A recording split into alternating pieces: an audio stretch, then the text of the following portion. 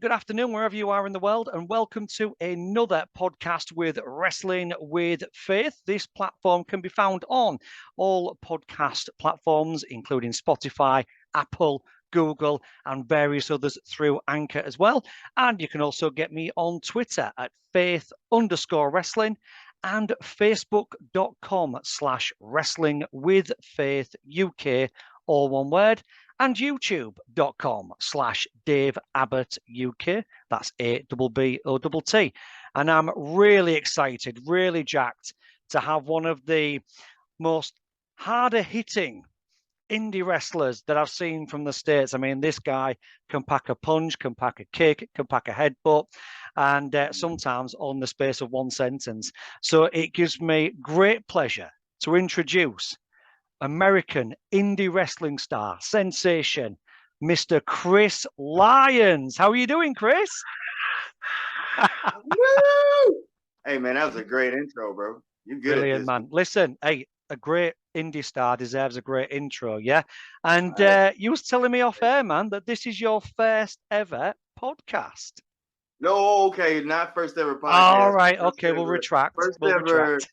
Zoom. I'm looking at you on the little TV frame. Oh, yeah. My really expensive, high-budget special effects man with the TV frame, yeah. Straight out of Hollywood. Hey, man, it's or maybe 2022, bro.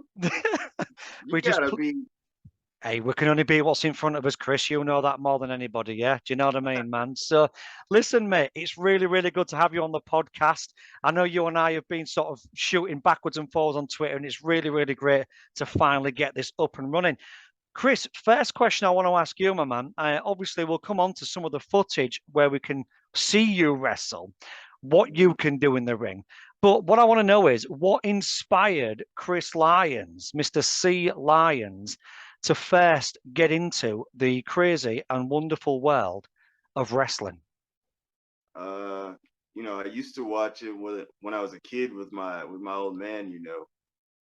Wrestling has always kind of been my girlfriend. She says it's my mistress, and it's definitely been that. I've kind of been through the ringer with wrestling, professionally and personally. You know what I mean? There were times in my life where I was actively not trying to watch wrestling, but wrestling would just creep in. You know what I mean? Somebody would bring it up in a conversation. I would happen to see some wild. Can I cuss here?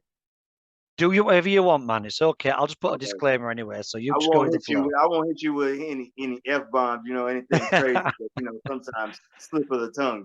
It happens, man. Just go with the flow. Thank you very much. You're very accommodating, sir. No problem. All right, but so yeah, it was just always a thing with me, and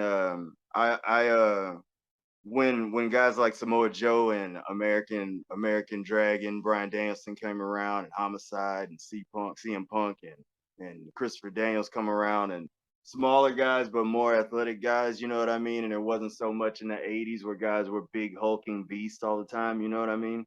That's when I kind of thought that I could do it, you know what I mean? You ever hear of e-wrestling? No, tell us more about that. Okay, so e-wrestling, people are gonna learn about me that I'm a big nerd, right? So e-wrestling is it's basically pro wrestling, but we're typing everything out, right? I even think Mick Foley played the game for a organization called FWO, Fans Wrestling Organization. Wow, okay. It's like you're writing everything out. A guy, the booker, or you got some writers, they're gonna write the match out. You're writing out your promos and everything.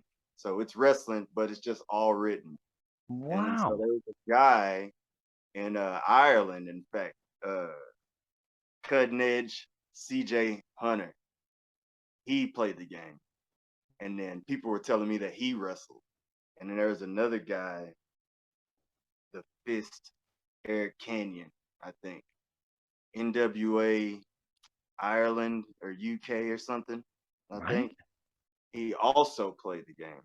And I watched some of these guys' stuff. And I'm not a conceited guy, but I saw those guys working, and I'm like, if they're working, I can work. You know what I mean? So that was definitely another thing. I was like, man, I'm gonna go for it. So yeah. Awesome, man. So obviously you've got your influences. I mean, it's nice that you dropped in Homicide there because not many people obviously go back to. I mean, when I think of Homicide, I think of TNA and I think of Mm, LAX. You know what I mm. mean? Like, and obviously the faction that he was in. That guy's a big dude as well. Do you know what I mean? I mean, that guy, big guy, but a big guy who's quite athletic in Well, I terms mean, of like, aerial assault as well as ground and grappling and obviously the sort of power yeah. punches and things. So it's another good influence. And again, same era sort of when Samoa Joe was coming to mainstream as well. Mm. That Ring of Honor style. You know Yeah, what I mean? yeah, Old '90s stuff, UWFI stuff. Uh, yeah. Takeda and Vader is one of my favorite matches. Uh, old New Japan stuff, old '90s stuff, old King Road stuff. That's where I come from. Billy Awesome. Robinson. You know Yeah, what I yeah. mean? And I come back in from some those days, ECW really was extreme. Back in yeah. those days as well, man. Not until, unfortunately, got bought by WWE and became very, very watered down. So obviously, you've taken all these influences. You've gone on to like doing e-wrestling, which is something I'm going to look into, man, after this podcast, because I didn't even know this was a thing.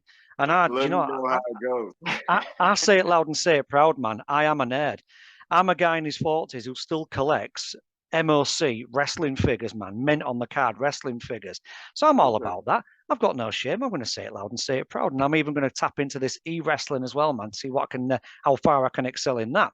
Um, but so obviously, where you were brought up, then was there a lot of options in terms of you to actually get wrestling coaching, get in the ring, and actually get on some promotions as well, or did you have to travel further afield? I couldn't find a place when I first started wrestling. I started in 2009, so there were places out here that I just couldn't find a way in. You remember the magazine Pro Wrestling Illustrated, right? They still have Yeah. stuff. So they had a pro wrestling almanac that came out one year, and I don't even think they've reprinted it since. And there was a guy, I found his number and his promotion out of there, so I just called the number, and I called him up, and I was like, I would like to try out. I don't know how this all goes. You know what I mean? I feel like I'm very earnest, and I feel like that's helped me out through life. You know what I mean? Yeah, So yeah, amen. I just called him up and I was like, I would like to see if I can do this, and he said, can you make it out? We got a show coming up next month. And he said, can you make it out? My girlfriend asked her mom to let us borrow the van. We drove out to Dallas, went out to the show, met him. He had a ring in his backyard as well, and then just kind of took it from there. It was Wow. definitely a learning experience, man. I'll say, like, I had to bump over 100 plus times in the Fort Worth heat. Like, I still remember that. I still remember that to this day. I had to, like, you know, okay. So as I talk, right, I go off on a lot of different points. You know what I mean? I'm a little scatterbrained, right? And there's a lot of cowboys and ranch hands and all the gimmicks, right? None of these guys ain't never had to lift any bales of hay. They haven't had to run with any horses or anything. I had to do that. Wow. Like, the guy that broke me in had like this big ass ball python. I had to carry his ball python while he cleaned the tank out. Wow. You know what I mean? And this is all part of your training. It was just I was just I wanted to be on the team, so I was just helping out. You know what That I seems mean? like an extreme version, like a sort of ranch version of your Mr. Miyagi in a way. Do you know what I mean? Except I appreciate that. except wax on, wax off, a little less intense than carrying, giant snakes and Bro, this lifting bales thing of hay. was huge, and you know what I'm saying? And it's just muscle, you know what I mean? And Yeah, you're yeah, seeing he's got to clean the poop out from the cage, and it's white poop. It looks yep, like toothpaste. yep. It's wild.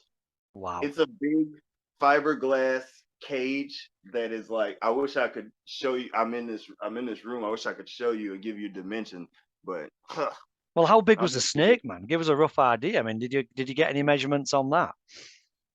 man, I mean, it's two arms full. You know what I mean? It's Wow. it's big as shit. Yeah.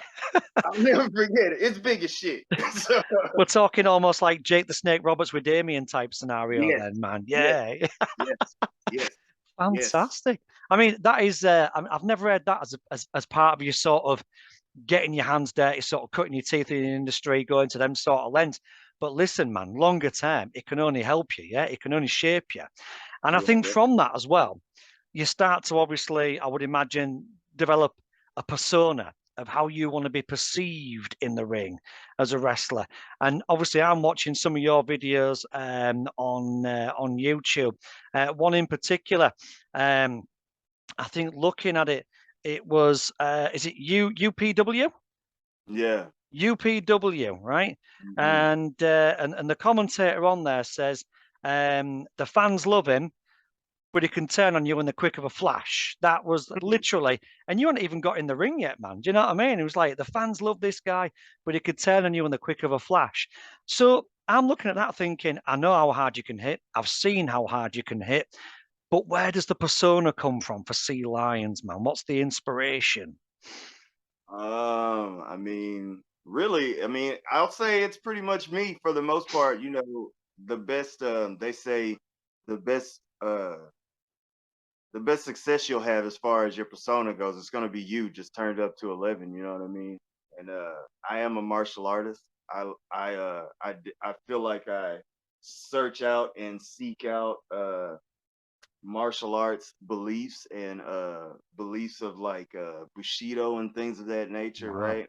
Like there's the ideal of a man you want to be, right? Like Ernest Hemingway, you know what I'm saying? Mm, He was a writer, he was a fighter, he was a philosopher, you know what I'm saying? And these are things that I strive to be, just personally, yeah. me in my life, and like your carbon footprint on the world, right? Because we all just want to be remembered, you know what I mean? At the end of the day, you know what I'm Mm, saying? So, and as far as like persona and who I am as a wrestler, I wrestle this way on purpose. I do the things that I do on purpose. And I feel like it might even be a detriment sometimes to me in my career. You being in the UK, right? yeah. It's pretty cool that you've noticed me. And I feel like my style is probably more easier digestible out there.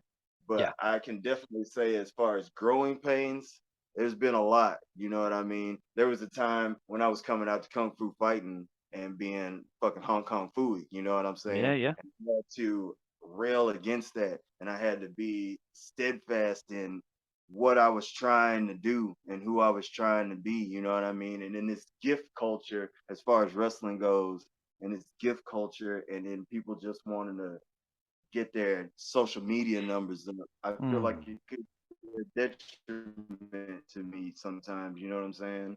But this interview is probably a um a good thing, a good confirmation, you know what I Yeah, mean? That 100%, my man. Because work isn't absolutely, because whenever I do these things, Chris, it's literally I just want to know what makes the other person that I'm talking to tick.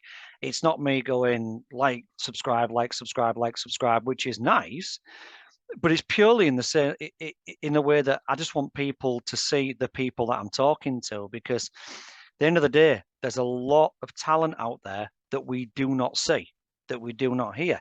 There's a lot of talent in the UK that I'm not privy to seeing and hearing Mhm. about. And why is that? Well, one of two things. One, maybe I'm just not tapping into the right resources, so I've got to look at myself on that.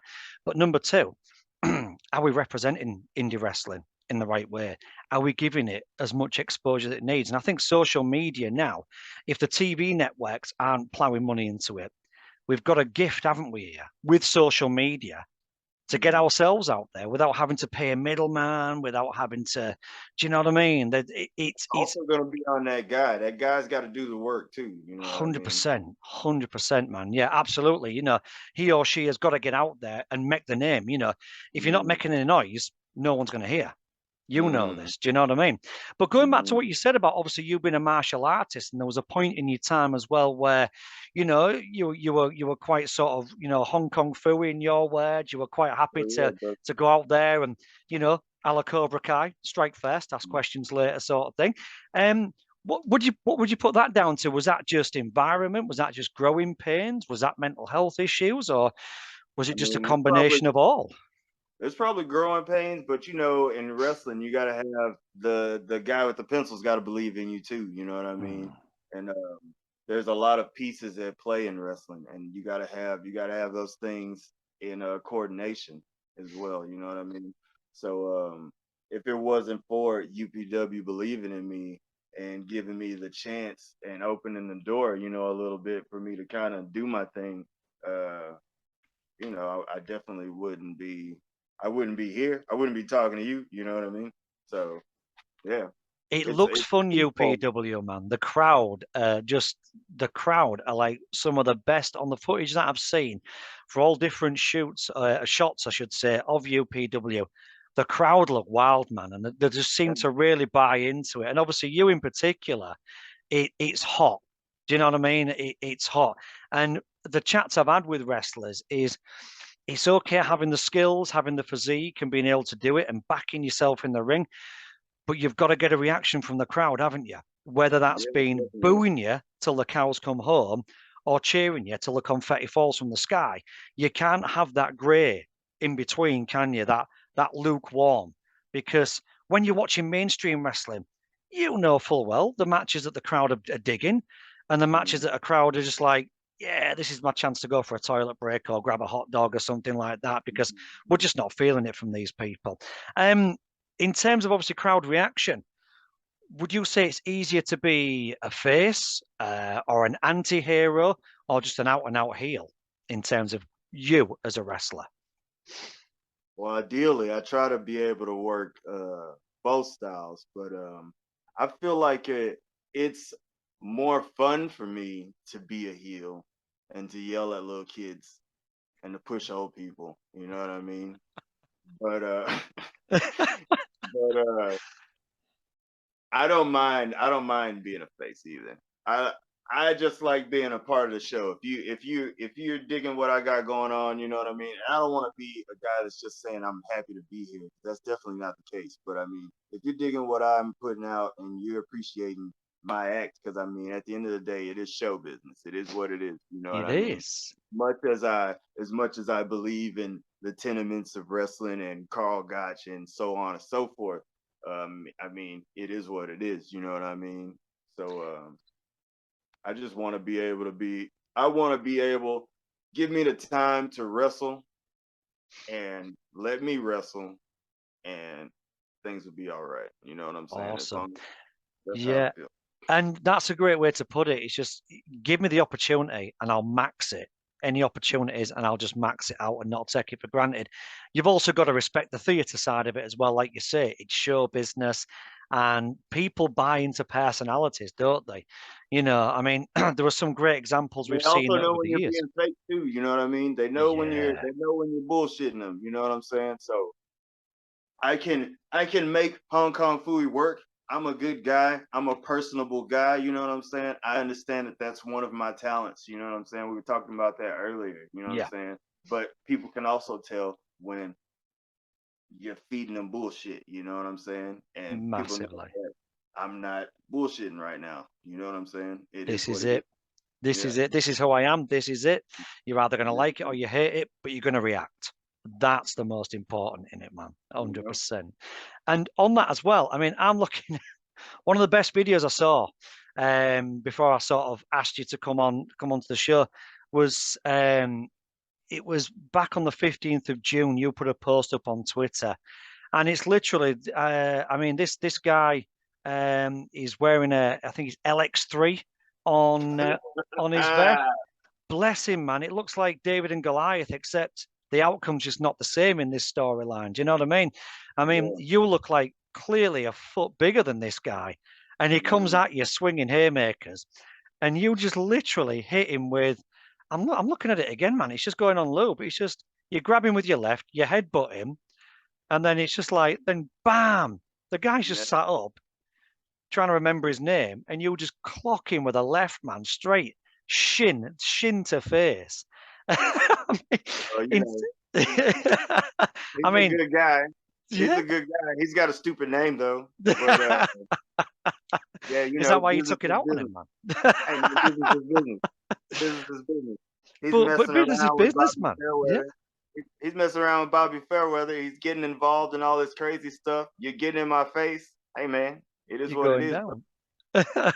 It is. But looking at that style of wrestling, what would you ever pigeonhole yourself, which is not a bad thing, pigeonhole yourself into a certain type or types of wrestling that you feel most comfortable doing, or are you literally just let's just play it out on the day, let's just play it out in the gym and just see what comes off and see what doesn't come off, or how do you sort of go in there when you're taking on opponents of different shapes and sizes and different styles?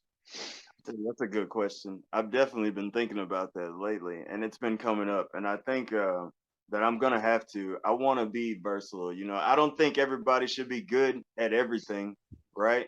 I think some people should have their talents and be good at their talents, just like in life. You know what I mean? I think I heard that from a Minoru Suzuki interview too. Oh yeah. You know what I mean? Everybody should be good at their thing, and they be good at their thing. There's an epidemic in Texas where everybody's got to do lucha. You know what I mean? And that's a little bit of where my persona comes from. And if you see me ranting and raving and kicking luchadors, it's a little bit because of that, right? Right. Uh, wrestling wrestling can be anything to anybody, and you shouldn't have to feel forced to do what you don't want to do. Yeah, You know what yeah. I mean? Uh, there's a lot of that. There's a lot of that I feel in Texas, right? If you're not wearing boots, if you're not taking these, I'm like, man, get out of here, man, get out of here. So, and a lot of these criticisms are coming from people that don't know what a fight looks like, smells like, feels like, and we're in the business of we're supposed to be simulating fights, right? So Yeah, it's yeah. like, again, I know you can see these are kind of things that I deal with in my style and where I come from, right? Yeah. But it is what it is. These are growing pains, I guess. Is that because where you're situated then? Is it obviously because geographically wise, you're quite close, aren't you? To obviously not too far away from the Mexican border, Mexico, which obviously you've got AAA out there. You've got a lot. I mean, we're Mhm. talking decades and decades and decades of Mexican wrestling heritage. Not just obviously luchador, but you've obviously got the wrestlers such as like the Eddie Guerreros and the Chavos, and as well as bringing it up to sort of modern day and current, Andrade, Elite, and the Lucha Brothers as well. Do you find that that creeps in there because of how there's a lot more high flying luchador styles in mainstream wrestling now, or do you think it's just always been a huge part of where you've been brought up? I'll tell you, it's probably a lot of that, and the gift culture, and Mm. and that's what gets the likes and the views and the clicks. But I mean, along with that, we also got Paul Bosch in Houston wrestling. We've got the Big Cat Ernie Ladd, and we've got Gina. Mm. You know what I'm saying? We've got Dallas wrestling. We've got the Von Erichs. We've got a lot of different Course. kinds of wrestling as well. You know what I mean? And I just think a lot of people have just gotten transfixed with the lucha side of things. Is all I'm thinking. Yeah, Uh, because it looks grand. And it's that's what people have been resonating with, and there are a lot of things that'll make a guy want to do that. I understand, but there's also this other side of the pillow as well. You know what I mean? absolutely, yeah. I mean, you've alluded to it earlier on in the interview as well about like the sort of styles of wrestling that we have in the UK. I mean, obviously, one of the most well-known people in America from the UK is William Regal, Hmm. also known as Stephen Regal as well. But you've also got the likes of Fit Finlay, who was a big Hmm. name in WWE not so long back, and he cut his teeth obviously in the UK scene, being from Ireland. But I remember it used to be on terrestrial TV, like way before Sky and BT Sports bought everything. You know, you could watch these guys, the likes, you know, fighting. Finlay would be fighting against the likes of Giant Haystacks, who literally was what he says in the tin. He was a unit. Ain't nowhere that guy's going to be climbing up the turnbuckle and doing any somersaults, but just a big guy. And then obviously wrestling against big fan favorites like Big Daddy and also big villains like Kendo Nagasaki. But these guys were a lot more grapple based, a lot more grapple, a lot more stretch, a lot more submission move. And it's good to see that that kind of wrestling is still prevalent in the likes of what when I'm watching MLW, NWA, AEW, to an extent WWE as well, when there's less talking, more wrestling. But it's good to see the likes of, you cut it earlier, the American Dragon.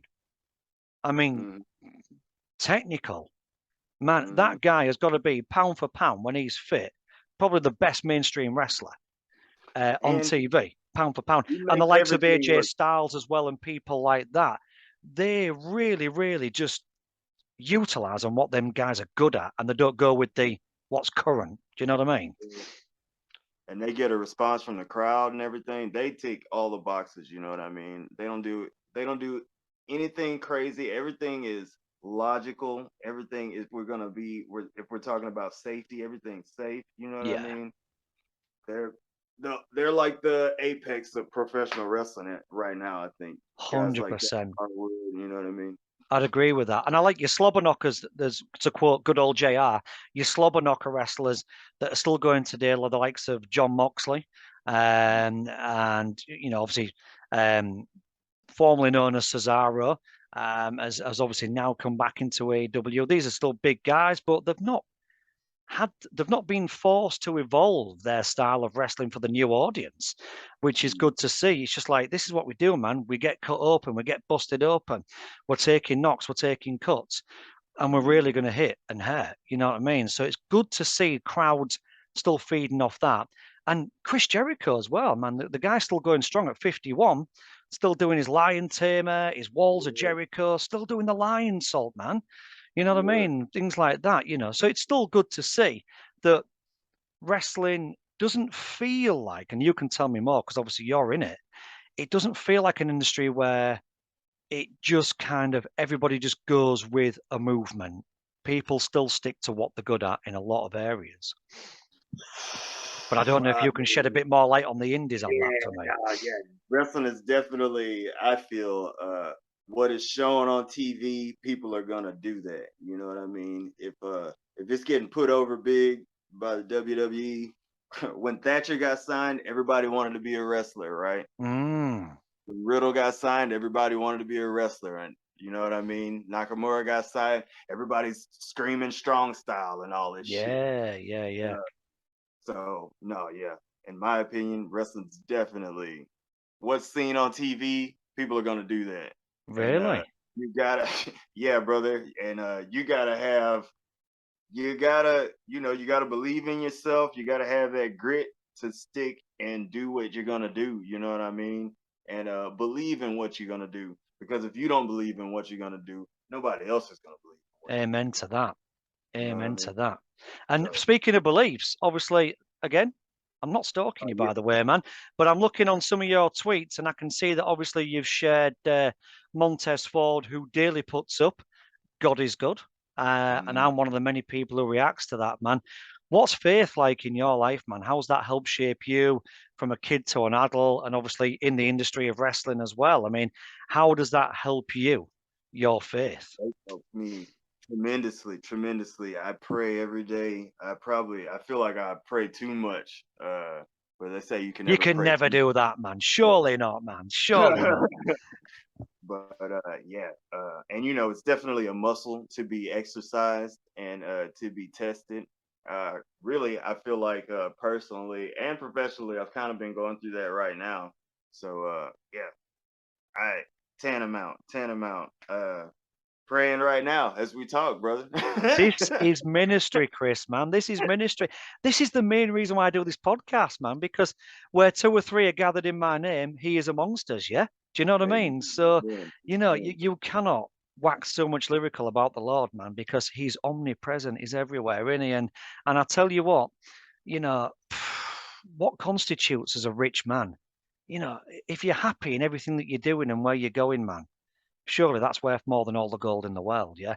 And all the glory has got to be given to God to that, you know, because he makes all things new, brother, and you know that. Do you know what I mean? I'm preaching to the converted on this one. I know that. Chris, we're almost at the end of the interview, and I know that me and you could just carry on and carry. So we are going to catch up, man, in a few months, just to see how you progressed in UPW and what other doors the Lord has opened for you as well. Because I just know it, man. You're a man of your convictions. You're sticking, man. You're not a twister. You're not bluffing your way through it. You're sticking what you believe in. And I'll be brutally honest, man. I don't want to be on the receiving end of one of your headbutts, mate, or your left shots. You know what I mean? That left foot coming in, not at all. And if I was, I certainly won't be wearing a luchador mask to encourage that. Do you know what I mean? So, but you're a good guy, man. You're all right. I'll take that, man. I'll be in your corner. I'll be like Mickey to your Rocky. Do you know what I mean? That's as much as what I'll do, man. But a quick fire round here, man. I don't know if you've watched any of my podcasts before, and if you haven't, in this way, it's a blessing because I'm going to put you on the spot here now. Quick fire round. So it's Survivor Series, and C Lyons has managed to become a captain of a Survivor Series team. The only drawback for you, though, Chris, is that you're going against this captain, the guy of his Survivor Series team. But you've got to put your cards on the table first. I need you to name 4 wrestlers, male, female, past, present, in any promotion, who's still with us now or have gone to be with the Lord. What 4 people would you have backing you in a Survivor Series team against my team? Okay. Oh, this is gonna be easy. So I got 4 choices, right? Yeah. You're the 5th, man. You're the first one. You're the captain, El Capitan. Okay. So it's gonna be my buddy Brian Keith, the bounty hunter. Brian Keith. I know you've been hearing about him. Yeah. So that's my pick. Vader. Big V. Oh yeah, the best big man going. It's gonna be Takeda, Nobuhiro Takeda from UWFI. It's gonna be Minoru Suzuki. Oh man, Murderers Row. We're running through them. The buzzsaw. Man. It's happening. You picked some absolutely nails people in there, man. Absolutely. Somebody book it. I'm going to try and counter that then. So you've got a big guy there in Vader. So I need to counter that, don't I? So I think my big guy, in attempt to counter that, I'm going to come at you with a Miro. I need to give you a Miro on that one, man, to see if I can come anywhere near that one. I like Miro. I love his promos, and I just love the freedom he's got now in AEW as well. I'm also going to have to come at a bit of this Japanese strong. So I'm going to have to come with a guy who's been there and done it and cut his teeth there and come away with the belts, blood, sweat, and the tears as well. So I'm going to have to give you a fit Kenny Omega on that one, man. Going to come back with a King Kenny on that one. I'm also going to have to dig out a little bit of old school. So I need to put Shawn Michaels in there as well, who just knows how to get rent-free in your head as well, man. And then lastly, man, you've put the buzzsaw in there. So I need to come back with somebody who has got the mental strength, not just the physicality, to be able to come at that. Man, that is difficult because this guy's one of a kind, isn't he? Do you know what I mean? Listen, while you're thinking, let me tell you. You're lost already. Okay? You lost already. You got Shawn Michaels in there. You got Kenny Omega in there. Brett was right. Okay? Brett was always right. And listen, Kenny Omega's going to get roughed up. By the guys I got, he's getting roughed up, buddy. Well, do you know what, man? You mentioned Brett there, and I was going to come back with Brett because this guy mentally, even now, still backs himself as the greatest wrestler of all time, still doesn't think he gets the respect that he deserves, even though he's been lauded all over the world. So I'm going to come back with Bret Hart for my final choice because here's a guy who can mentally and physically dig in, man. So there we are. I think you took that because I said that, and I'm watching you, buddy. Oh man! Do you know what? I'm going to take Bret out. Actually, no. I'm going to take Bret out. Okay, what you got? I'm listening. What you got? do you know what, man? I'm going to come back in with that, and and it's controversial, but I went to see this guy live against Kurt Angle in just a technical match, no story, just for his technical prowess. I'm coming back with a Chris Benoit. Okay, all right, I'll give you that. You got it. Are you saying that I've just sunk your battleship there, brother? Is that where we're going with this, man? Is that? No, not at all. But I'll give you fighting chance. You know what I mean? That's awesome. Chris, that was awesome, man. I mean, honestly, no one's put me under the cosh on that Survivor Series question like you have. Legit. Check out the other podcasts. But we are right at the end now, and sadly, we have to wrap this up. So, Chris Lyons, it's been absolutely amazing, man. Honestly, in Jesus' name, I wish you all the best, brother. Praying out for you in everything. Get on to this guy's videos. Check out UPW as well. The crowd are going wild. This is a sick indie organization as well. And Chris just only adds gasoline to the flame on this one as well with his attitude and his wrestling. Chris, we're almost out of time, brother. This has been an epic interview, and I can't wait for us to catch up again in a few months' time. It'd be mint if we could catch up maybe around sort of Christmas, New Year, depending on how your schedule is. But where can people find you? Any upcoming shows, social media, websites? The floor's yours, brother. Fire. Oh, well, yeah. I have a show actually coming up here in 2 days. The Great Old Festival in Hickok, Texas, UPW. I'm defending my cruiserweight title against the Prince Christopher Alexander, and he's a part of this culture that we were talking about earlier. And he's a guy that I helped bring up in the business. You know what I mean? And he thinks that this is just going to be a walk in the park, and he thinks he's going to be able to yawn through me, and that's not going to happen. That's not going to happen because it's business time and it's grown man time when you come around Chris Lyons. And he's going to come and he's going to see the champ, and he's going to see the champ defend his belt for the 11th time. You hear what I'm saying? And if the people are interested, they can check me out on Twitter, at 32-bit samurai, because PlayStation was 32 bits. I like to think myself. You know what I mean? I'm on Instagram at Young Axe Kick, YUNG Axe Kick, AXEKICK,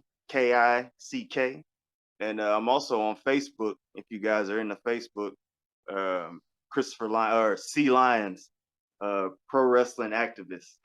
So check me out there.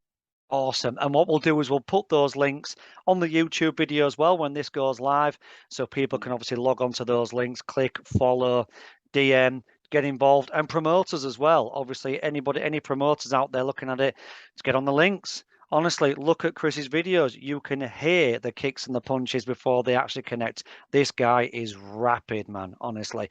And whatever you do, don't put a luchador mask on in front of him within striking distance. Chris, it's a good time for you.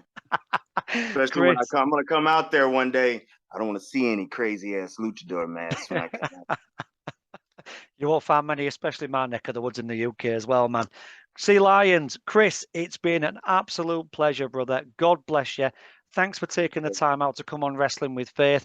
And again, as said at the beginning, you can find this as well as the other podcasts on Faith_Wrestling on Twitter. That's Faith_Wrestling. Facebook.com/Wrestling with Faith UK, all one word. And YouTube.com/Dave Abbott UK. All of the podcasts can be on there, as well as Spotify, Apple, Google, and various other platforms that are available through Anchor. Chris, it's been a pleasure, brother. God bless. And I cannot wait to check out some new footage in UPW. You don't even need my blessing, man. I know full well it's going to be 11th time successfully defended this coming week, man. So Amen. Take care of yourself, brother. God bless. Thank you. God bless.